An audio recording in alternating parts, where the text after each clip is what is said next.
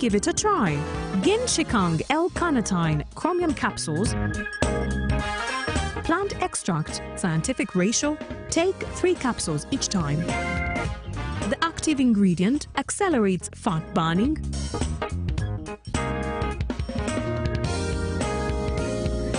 eat twice a day, don't take a detour. Weight loss starts now.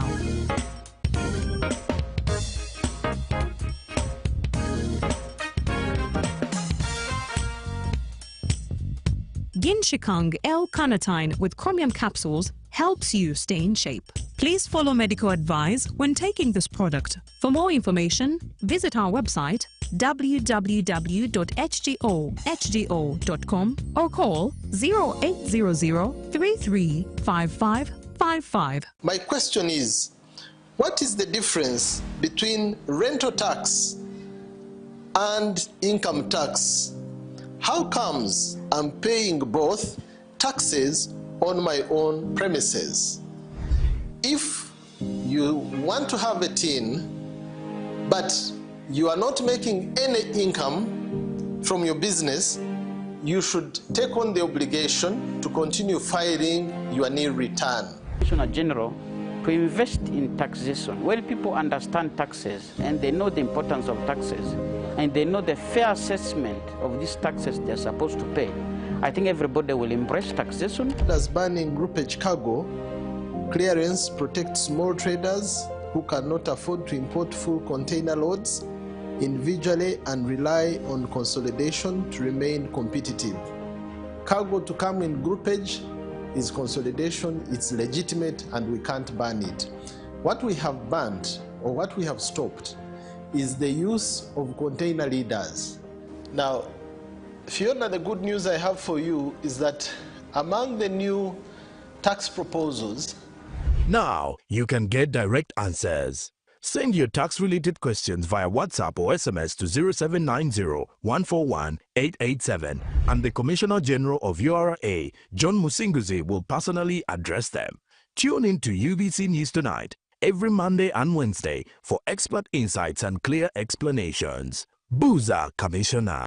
The government's core mandate is to maintain law and order, safeguard citizens' rights, and provide essential public services. Remember, one of the pillars of the roadmap is innovation and entrepreneurship. There has been this question of how are you protecting our indigenous seed? It's going to be a tall project. That answers somebody's question. The Front Bench has brought you insightful discussions on governance, security, healthcare, justice, and commerce. Why do you go through this complicated procedure, involve the lawyers?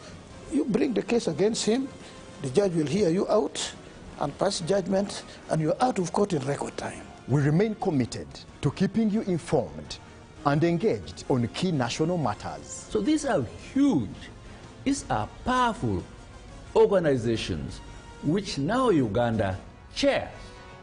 Why don't you come together? If we haven't migrated to the e-card because of various reasons, including that not all the people of Uganda have smartphones. You can sit in your house, apply for a passport. If you have a Ugandan who has a successful logistics firm in the US, it means he can come to Uganda and do a lot more. Every Monday at 8:30 p.m. with me, Jethro Kasaiji, your interface with the government only on your public broadcaster, UBC, Inspiring Uganda.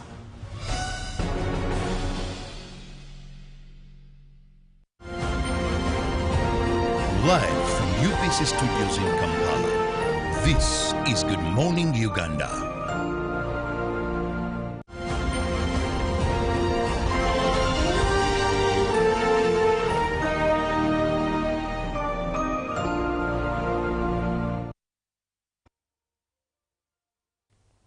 A very good morning to you. Welcome back from JMU Business and Tourism Express. It's time for the agenda. Make sure that you save that number 0709602592 as we talk matters elections. Now it's the road to 2026, and that is Uganda's general elections. Who will be the next president of Uganda? You will decide. While we journey on, we also want to throw more light and emphasis on the importance of peaceful voting and how we can prevent violence during this election period, but also create awareness. The experts at it, while you ask the questions and share your opinion on 0709602592. The experts are 3N consultants with us this morning, as it has been the past couple of Mondays. We are looking into voter education, vote peace, reject violence. Once again, good morning to you. My name is Julie F. Nantawa. Now, my immediate neighbor, as always, I'm almost calling him a co-host. That is Mr. Mugweri Joffre, who is the PRO of 3N Consultants. Good morning, Mr. Mugweri. Good morning, Julie and the viewers. It has always been a pleasure being here as we talk about elections and emphasizing a peaceful process. Indeed. And his immediate neighbor is Mr. Sempima Godfrey Wavamuno, who is a senior consultant and retired elections officer, serving at 3N Consultants as well. Good morning, Mr. Wavamuno. Good morning, the host. Good morning, viewers. I'm highly pleased to be here and to share what we have, what we know, what you know, and then promote peaceful elections in our country. Indeed. Thank you very much, gentlemen, for making the time. Let's start off with what election conflict and violence is, and I'll pose it to you, Mr. Mr. Wavamuno. Are they even the same? What is election conflict? What is election violence? Are they the same? Are they different? Election conflict and election violence are not the same. Let's start with the election conflict. Election conflict is any act or threat. That is according to Fisher, that is a book, Fisher 2002, defines electoral conflict as an act or threat to intimidate or harm a political stakeholder, to influence an electoral process. So that is the election conflict. On the other side, election violence refers to coercive force directed towards electoral actors and objects. That is according to Lusico, 1997. Yes. Very profound. Whilst we use words seemingly as the same, it is important that you learn that election conflict and violence are actually very, very different. Yeah. As Mr. Wavamuno has just shed that light, hopefully you're learning, unlearning, and relearning throughout the days, the Mondays we've had 3N Consultants, and today's another of them. Now, Mr. Mugweri, what are some of the causes of election violence and conflicts? Thank you so much, Julie, and the viewers. You will realize that research indicates and clearly shows that we often see elections or campaigns, but basically as elections are the poll process, it is seen as a do or die affair. I think the mindset, first of all, is wrong. We go into this process, some people go into this process with that kind of mindset. I think one of the causes should be that mindset. The mindset has to be put right. Politics in Uganda has also become a very high-paying job, most especially at a level of parliament. People go into these elections with a lot of high expectations. It is no longer service. It is a very high-paying job. That is why you see people doing each and everything, including very dirty things, simply because they must secure their seats in parliament. There's a lot of his life at that level. I think the motivation is that somebody must do. You have seen, we have had stories where people have even sold their properties to go and engage into politics, to go and fight through so that they can enter parliament. Now, with that kind of attitude, with that kind of arrangement, you will certainly have to see conflicts. People will do each and everything to ensure that they secure seats. There is also unemployment. We have got a very big segment of the youth, a very big number of people who are not employed. And unemployment causes a lot of issues. Many people are a little bit idle. They do not have what to do. Now, when we enter into this electioneering period, some people take it as a full-time job. And they don't have much time. They don't have much time to do other business. They don't have work. So it creates somehow, it impacts. It changes their attitude. They come into this process with that do-or-die attitude, and certainly it causes some kind of conflict. Then even our nature of politics. Julie, you will believe and agree with me that the highest, very big portion of our population now do not look at politics as a service, but they focus. It's like we say, it is a high-paying job. I think the attitude has shaped, and that's why you see we see tempers rising as we are nearing the elections. People look at politics, people go into politics with a very different attitude and mindset. I think we need to address some of those causes. Right. Another cause of conflict and violence is misinformation. I think in the process of elections, different stakeholders are supposed to be responsible enough.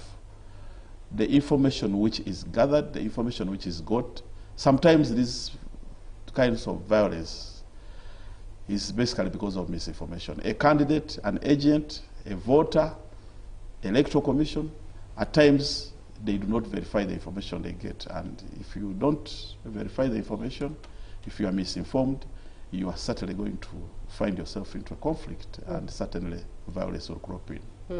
Yes. Interesting. You mentioned the Electoral Commission, and I would pose this to Mr. Ovamuno. What role, in all of this, what role do you think the Electoral Commission plays, especially in regards to on the side of emphasizing violence and conflict here and there?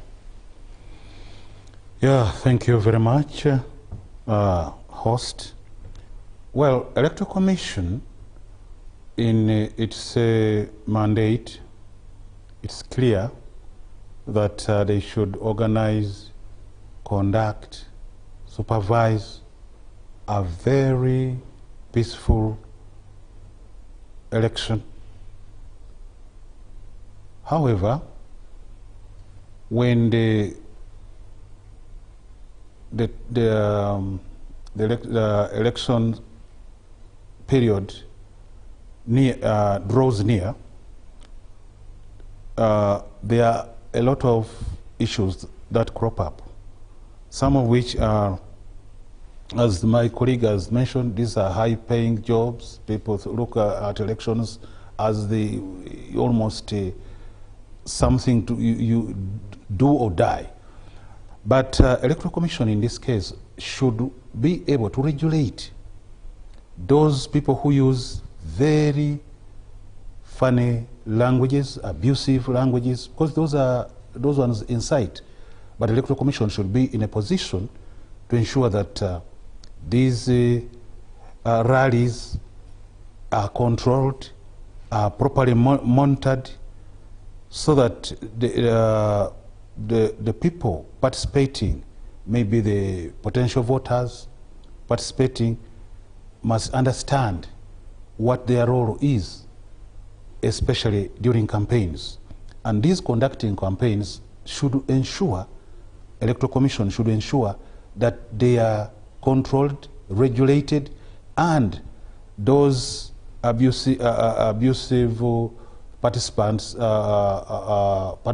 must be taken to book, so that we regulate the problems that could come out of these arrangements. Then secondly, Electoral Commission also, I'm not too sure whether they have the capacity. Like now, we have so many MPs vying for MP positions in various parts of the country. Yeah, you can imagine there are 7 MPs maybe in a constituency. The other one is in village 1, the other one is in parish 6, the other one in sub-county Y. They are doing each and everything. But during this arrangement, our Electoral Commission should ensure that the different members of Parliament vying for those positions do not find common ground for voters for MPX to conflict with their other voters from the MP at some crossroads. And these ones, they really spark a lot of violence. So Electoral Commission should be in charge to ensure that when they are planning the programs of these people participating in elections are given proper timing, even venues, so that they ensure that there is no conflict during these rallies. The third, Electoral Commission, given their mandate, should be able also to ensure that their staff are highly trained so that they can manage these issues properly.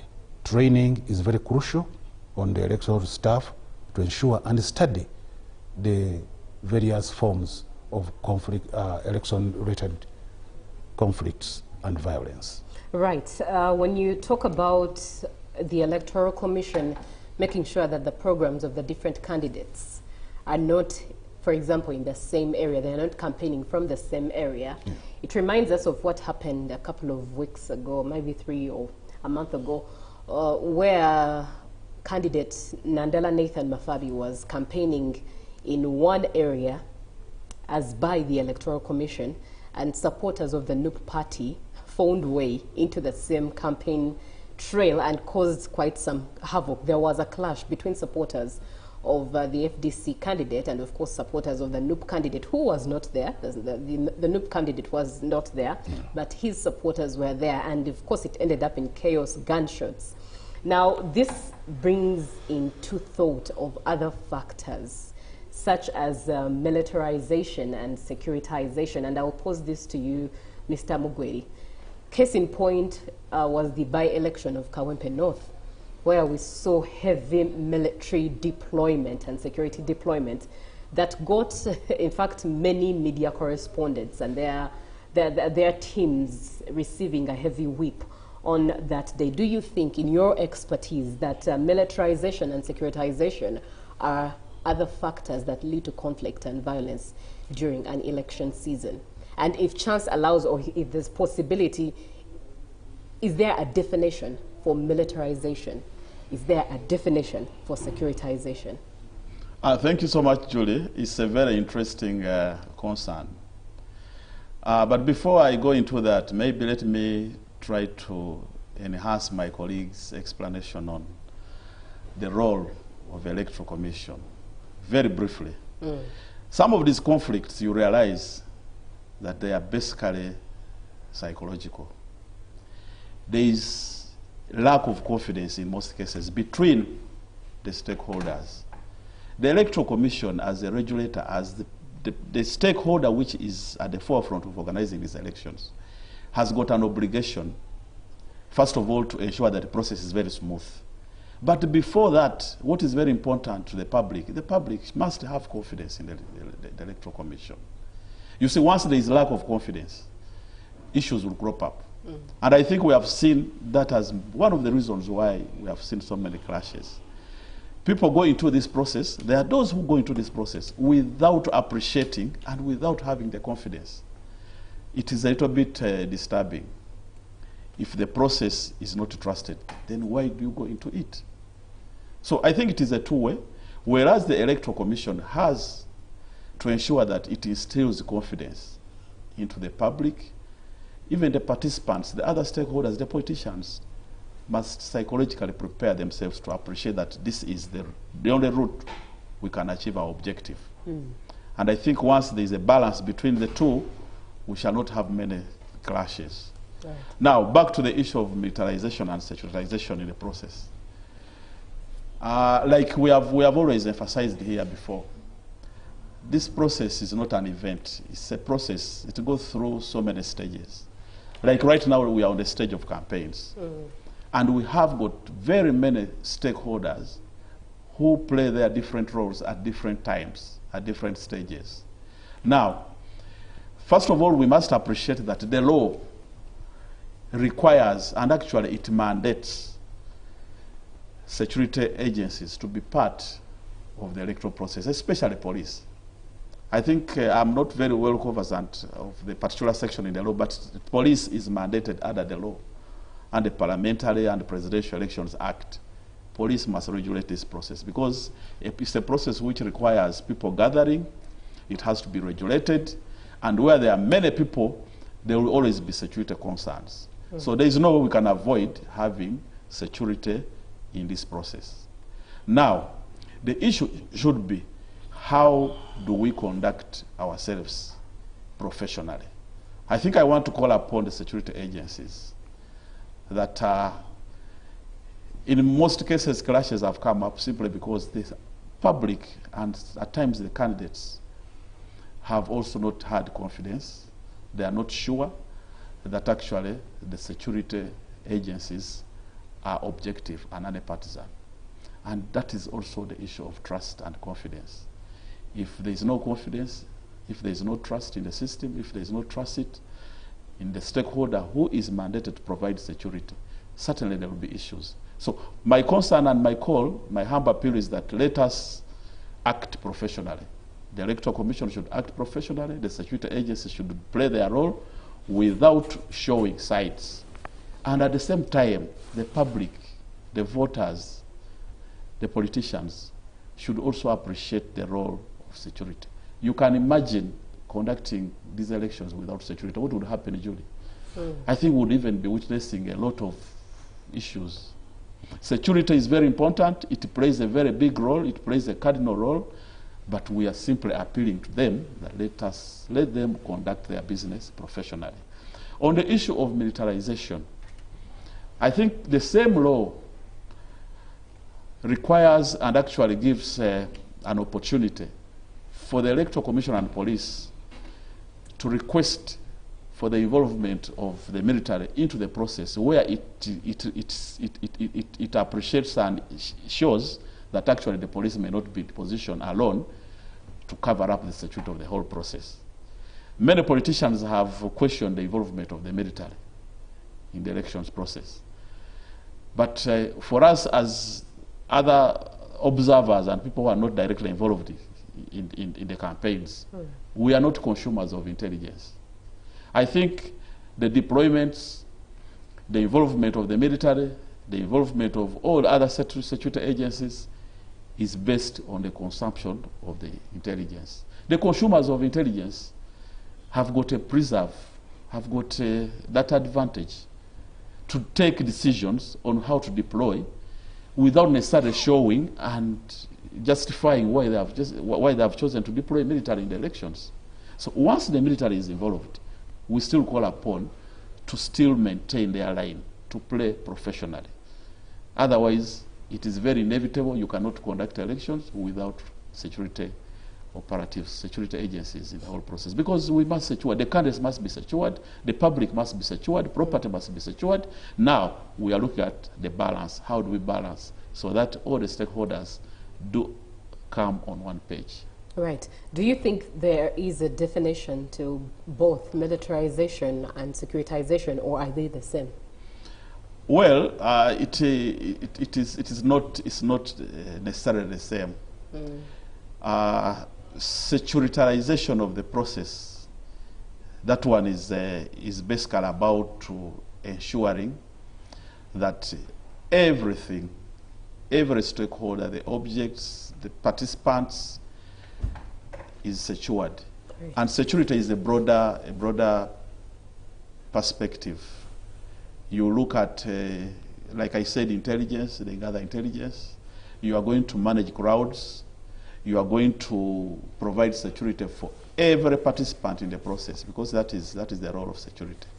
Whereas military, I think militarization is at that point where we see that now the regulators, the police, have indicated that they actually need more backup. Now, that is when we shall see the Uganda People's Defense Forces, and that is why the politicians have actually kept on critiquing why the military is involved in the process. But I think I want to make one point very clear here, that whereas we are conducting campaigns and elections, it does not necessarily mean that other routine duties and obligations and responsibilities of government stop. They do not stop.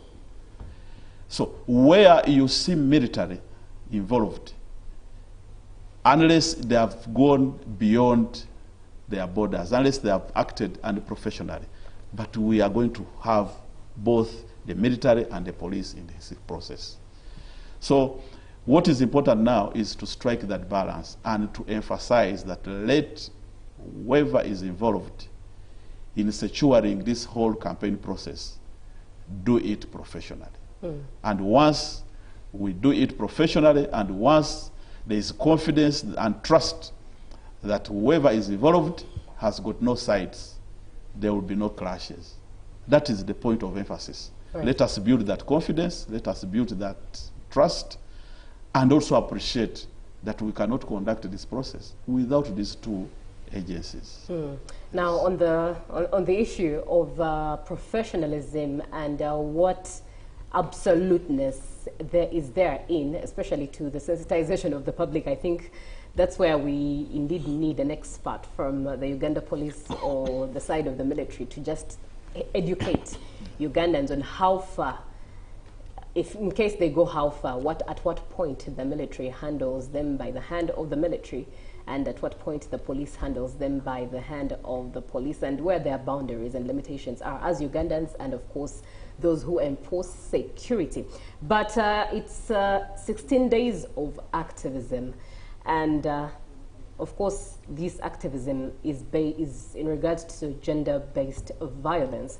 And election seasons are one of those seasons that we tend to see a lot of cases and examples of gender-based violence take shape for both men and women, but especially for women. And really, many times women bear the brunt of election violence. So I'd love to pose this to Mr. Ovamuno.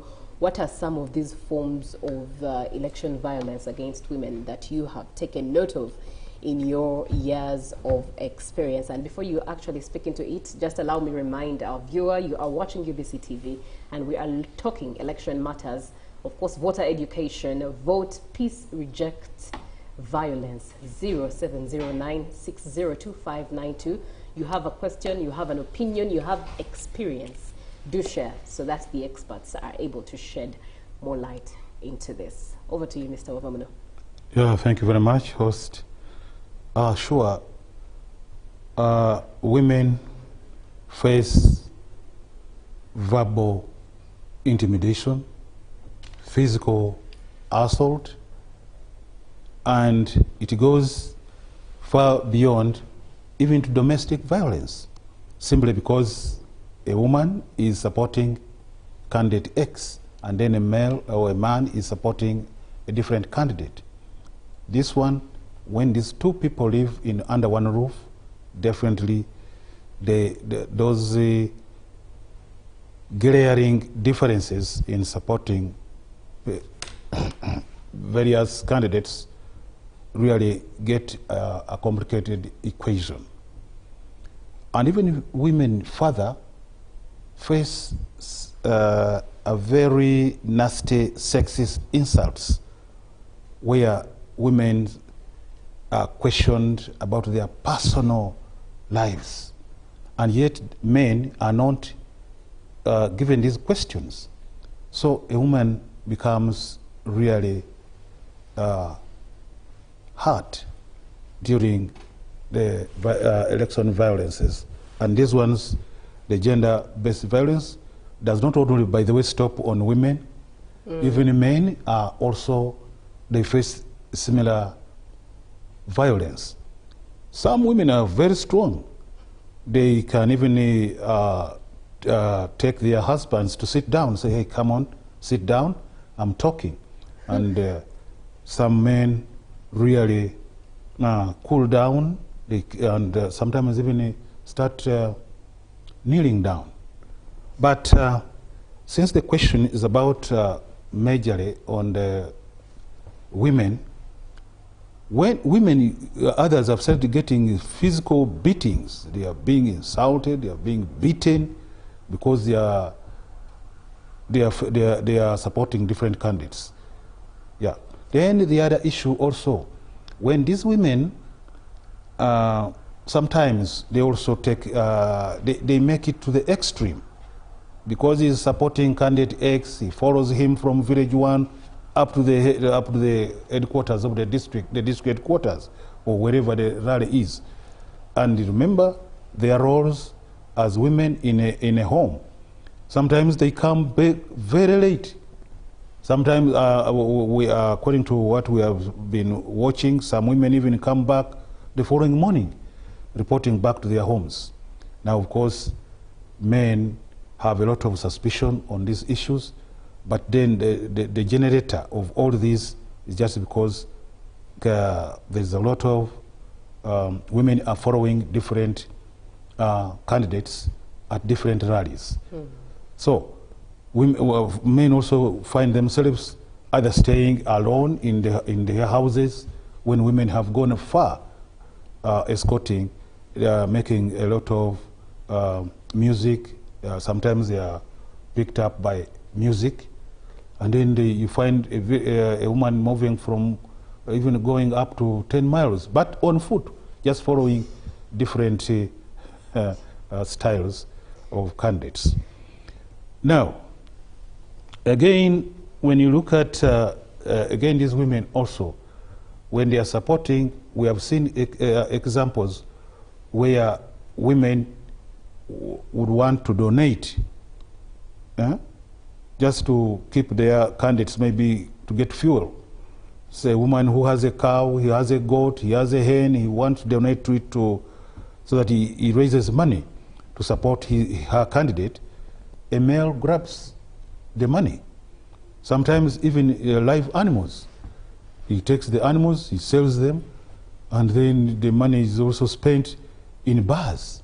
And this, the women end up really losing a lot of money and items and other objects. We have also seen women who are, especially these who are educated, the elite. Some of them at this point in time have got different accommodations. They have already advised their husbands, you know, John, I will be shifting to Ntinda or to some place, and say, but for how long? Not supposed to be a month or two until elections are over. I am going to witness a very tremendous support to my candidate. So stay away from me, give me time, give me peace. And some of the elite women have done that, and it is also brewing a lot of violence in some quarters. Yes. Interesting.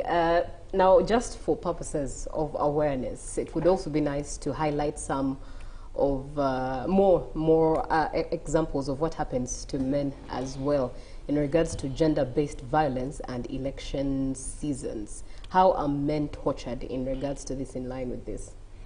Yeah, sure. Women, you see, according to the creation, we are informed that women are very strong animals. If we take the man and women to be animals in that scientific form.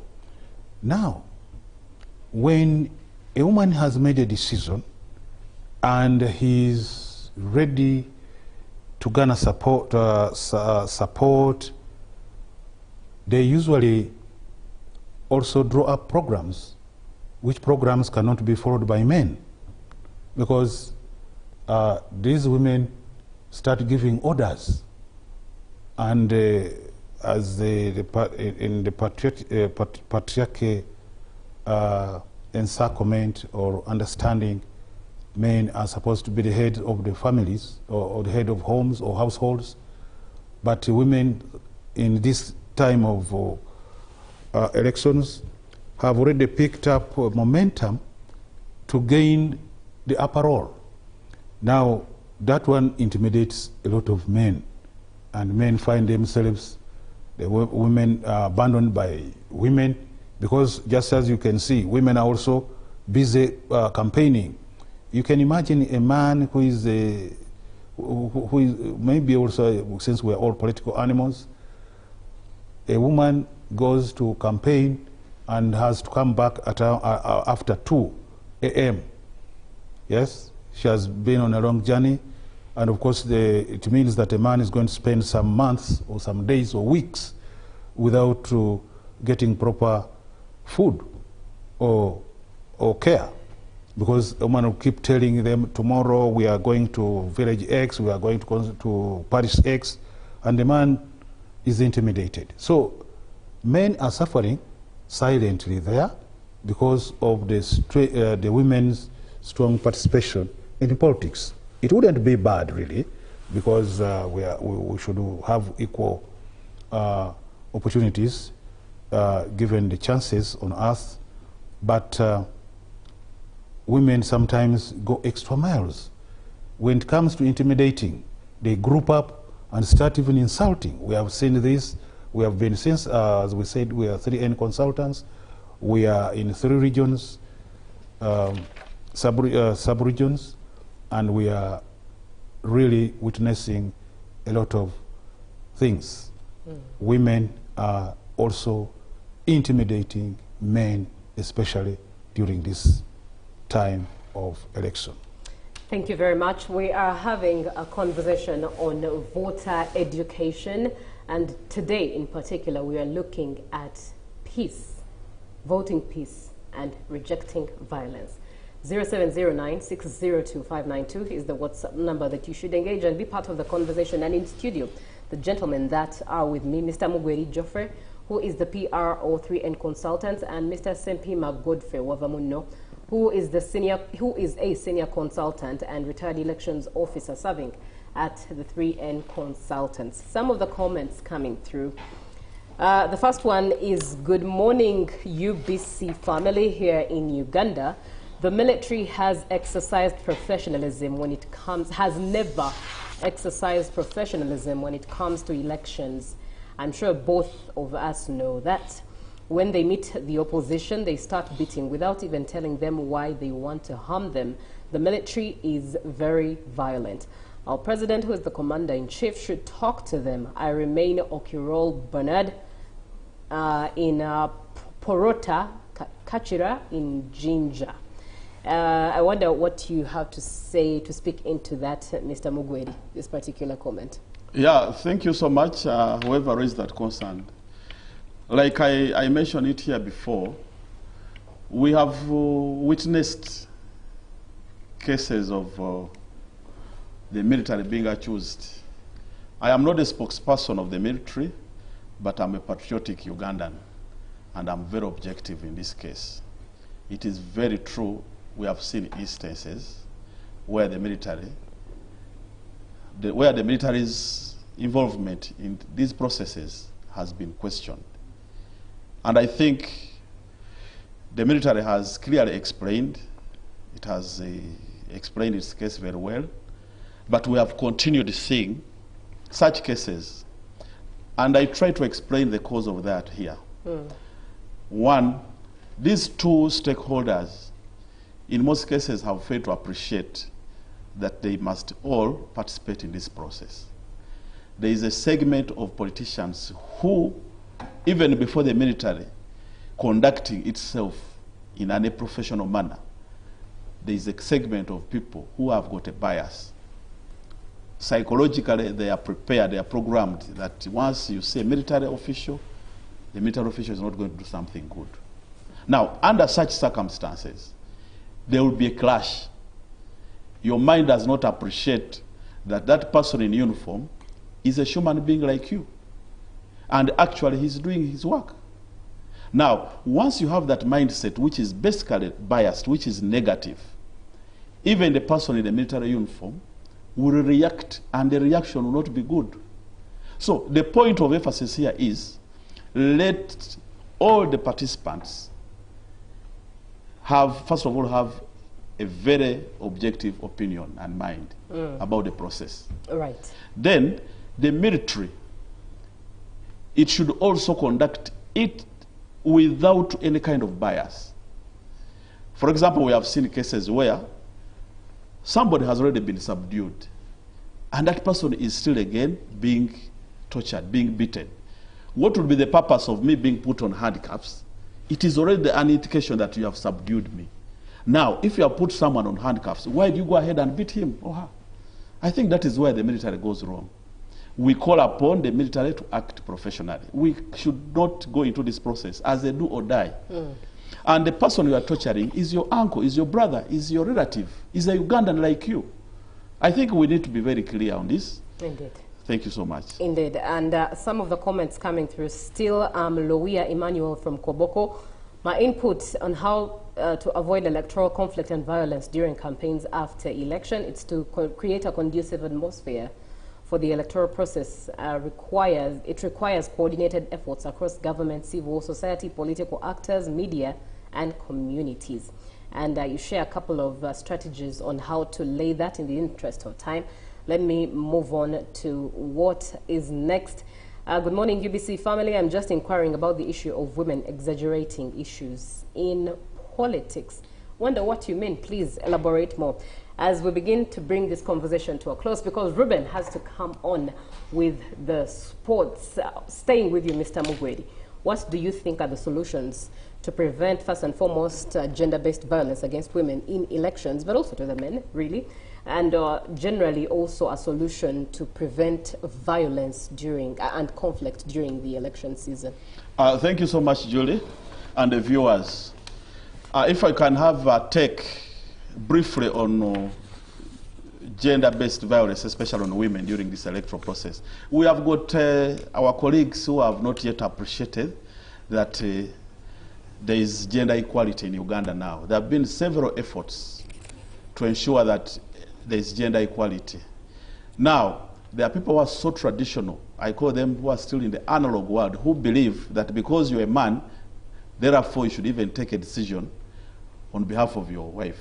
You should take a decision. You should actually simply instruct a woman to take and believe in your choice. I think this is what is causing problems sometimes. You realize I'm a husband, and I want to force my wife to vote a particular candidate simply because she's my wife. I think that is wrong. Me being a husband and being a man at the head of the family does not necessarily mean that I should even influence you or coerce you to vote a particular candidate. This is what is happening in villages. It is happening everywhere. We have seen somebody saying that for me in my home I have 10 votes. He's counting his vote. He's counting the 3 votes of the 3 wives he has. He's counting the votes of the children. But these children are also above 18. And they are supposed to take decisions. They have their choices. So we need to appreciate that women are human beings and they have got equal rights. Whenever they have different opinions and different choices, we should respect them. I think that should be a very important issue to address. Right. And once we address it, we shall certainly have no clashes and we shall not have issues of... Right. Yes. Now, when we come to, you asked me to talk about how we can solve the issue of election violence. Yes. I think here we should now look at the root causes. We should promote voter education. Voter education, this is what we are doing. We are doing a very fundamental work. We are doing a very patriotic job. We need to have people informed about these practices. We should also have a system which punishes the people who perpetrate these activities.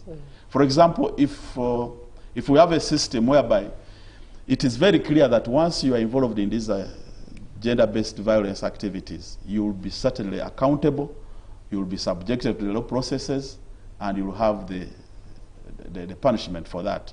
Once that system is streamlined and enhanced, and people will now start appreciating that it is actually risky to have these, to be part of these practices. Right.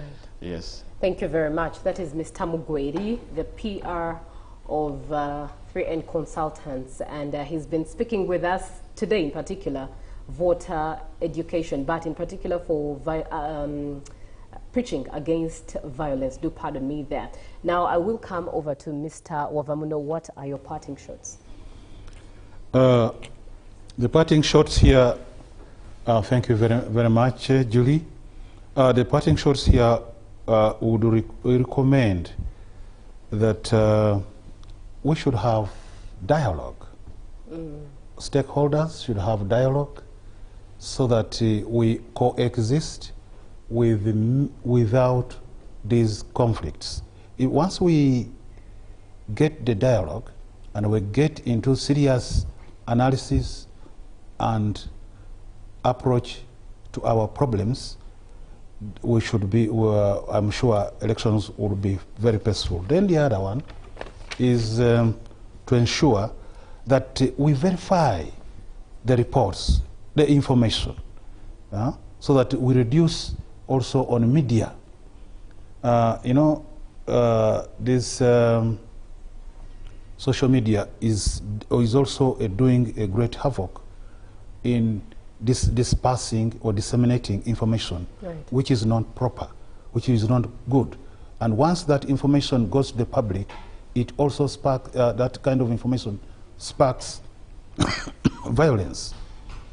So let's sit together, let's have a peaceful voting, and want to thank you, the hosts and UBC, for really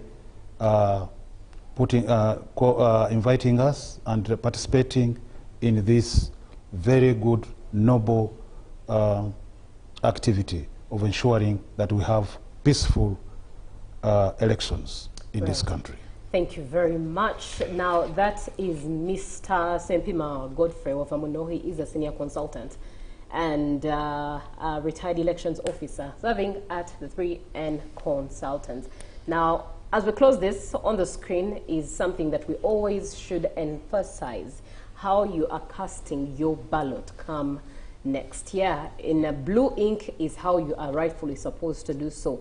Tick or use your fingerprint, but make sure that it stays within the boundaries of the box of the space against the candidates that you wish to vote for. Anything, as the example in red ink, is an invalid vote. Do not cross as a way of voting. Do not cross in dislike of a candidate. At whatever point, do not cross anything. Just tick or use a thumbprint. It's a sign that you are voting, and keep within the boundaries, the space, as you can see on the screen. That means do not cross over through lines or through outside the ballot box boundaries. We do continue to sensitize you, educate you here on UBC TV, and on top of it, as a way of inspiring you to be an empowered Ugandan. Up next is Ruben with sports. Good morning, Uganda.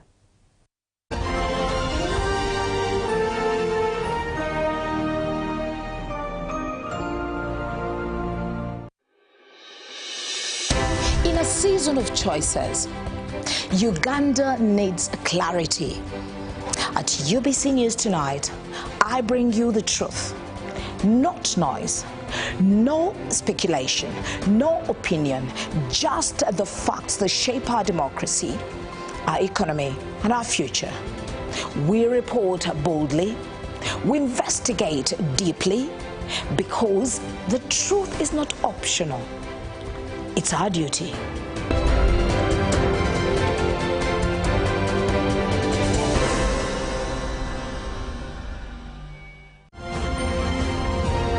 Live from UBC Studios in Kampala, this is Good Morning Uganda.